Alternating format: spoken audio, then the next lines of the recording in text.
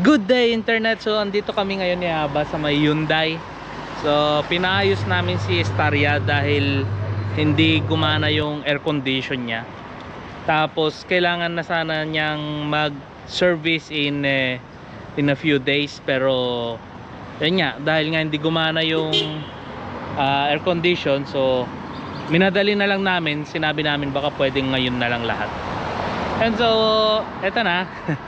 Ito ang reality ng pagiging caregiver dito sa Israel.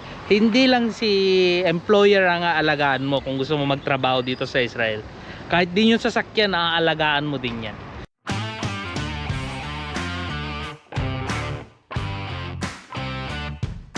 Si Aba kasi, sabi niya, wag na kasi di ba nga dati na siyang may mga sasakyan. Sabi ko sa kanya, iba yung sasakyan mo noon, tsaka iba itong sasakyan ngayon. So ngayon kailangan may i-update pa yung mga system, ganyan. So ganun si Staria. Kailangan update lahat ng mga system. Kundi magkakaproblema ka sa lahat. So maglalakad muna ako. Iniwan ko na si Aba doon dahil nga summer, sobrang init. So doon muna siya sa may Hyundai. Inaantay niya na matapos yung first PMS. Pero ako, maglalakad ako, hahanap ako ng mabibila ng pagkain. So alas 7 pa lang ng umaga dito sa Israel. Sobrang aga ng mga schedule dito. Minsan meron ding mga schedule si Aba na check up 6 o'clock. So ganun dito, sobrang aga. Pero hindi naman lagi. So saan ba? Ayun, may nahanap ako na bilihan ng tinapay. Di pa ako na breakfast. Yan. So Oren Mesh yan. Sabi nila dito sa Israel, Oren Mesh yung pinakasikat na bakery.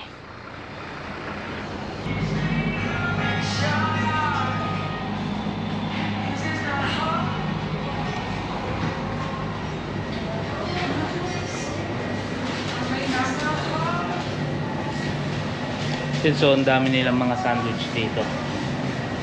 Pero may itlog kasi yung sandwich. Hindi pwede kay Aba. Tatanong ako kung pwede akong magpagawa.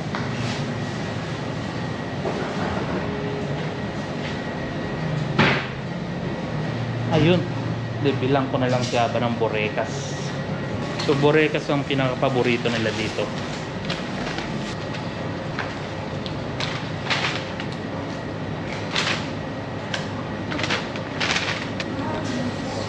So ako naman, ang pagkain ko, pizza na lang. Umagang-maga pizza. So dito sa Israel, uso yung gano'n, yung umagang-maga pizza. Can I have iced coffee? Iced coffee. Medium. You have medium or large? Big. Yeah, large. And so, bumili na rin ako ng iced coffee ko. Dahil sobrang init talaga ngayon dito sa Israel. Ngayong araw na to, ito ata yung sobrang pinaka-peak na hot dito sa Israel. Ngayong summer na to.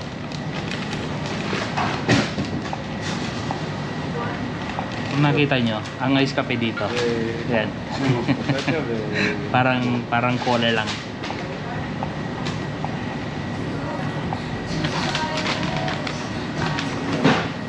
Kami shib. So 50.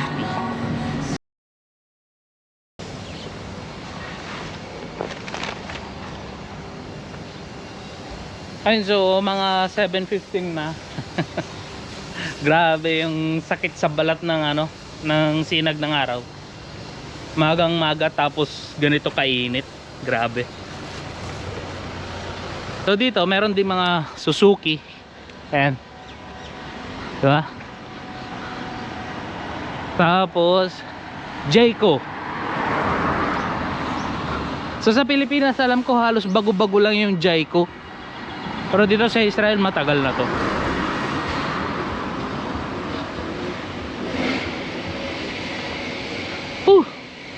Grabe.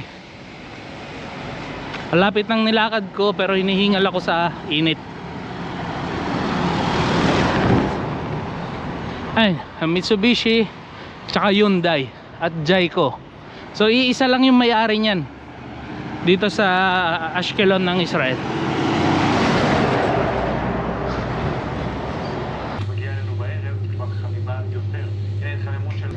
Ayun si Staria namin. Ayun si Staria. Ay, sana maayos. So sabi nila sa akin dito, lahat aayusin nila.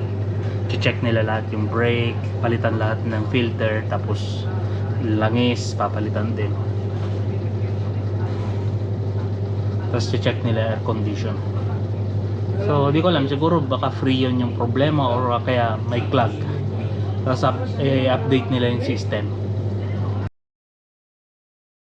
Ayun, so natapos din yung pag-aantay namin kay Staria. So tinest drive ko na rin siya. So medyo naninibago ako sa position ng upuan.